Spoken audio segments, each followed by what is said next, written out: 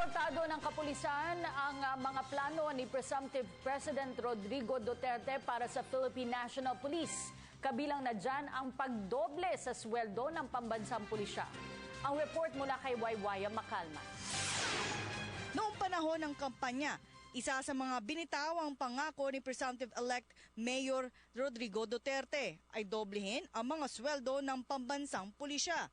Ito upang gampanan ng mga pulis ang kanilang trabaho ng maayos at maiwasan na ang ilan na masangkot sa mga extortion activities. On the part of the PNP, we'll be thankful for that because that is an increase. Gayon din ang pagprotekta sa mga pulis na sinasangkot sa ilang kaso sa tuwing sila ay nagsasagawa ng mga operasyon. Nais din itong protektahan umano ni Duterte.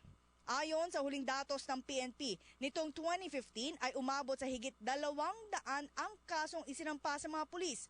At karamihan dito ay mga operating agents sa ilalim ng programang Lambat Sibat. Habang 82 nitong 2014 at 24 sa taong 2013. Isa pa sa mga kinakaharap na problema ng pambansang pulisya ay ang kakulangan ng mga abogado para ipagtanggol ang kanilang mga kabaro. Aminado ang pambansang pulisya na marami ang kanilang kakulangan. Kaya naman sa pagpasok ng bagong administrasyon ay lahat ito ay kanilang tatanggapin at susundin. Oras na ito ay ipatupad ng kanilang Commander-in-Chief. There is no problem with that kind of setup because as in the past that happened already and we are a professional organization, we always follow what our chief, the chief executive say or the Commander-in-Chief directs us to do. Wala kaming nakikitang problema doon. Samantala, posibleng arestuhin ng pulisya ang NPA founder na si Joma Sison. Ito'y kung sakaling bumalik siya sa bansa.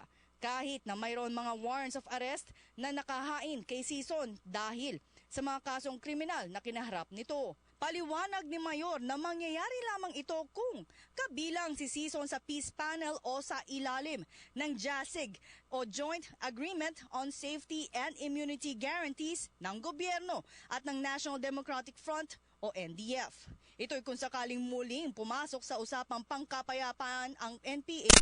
Maaring bigyan naman ng safe conduct pass o proteksyon mula sa pagkakaaresto ng sinumang miyembro ng peace panel. There is an existing warrant of arrest sa kanya at saka sa kay Mr. Halandon. Hindi ko alam yung specifics but I was informed na meron.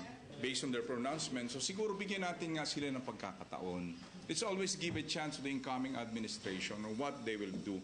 But sabi ko nga, sa premise natin na sinabi ko kanina, even though you have an existing warrant of arrest, but if you're a member of the peace process, the government will issue you a safe conduct pass for you not to be arrested by law enforcement agencies. Para sa Telebisyon ng Bayan, ako si Waywaya Macalma.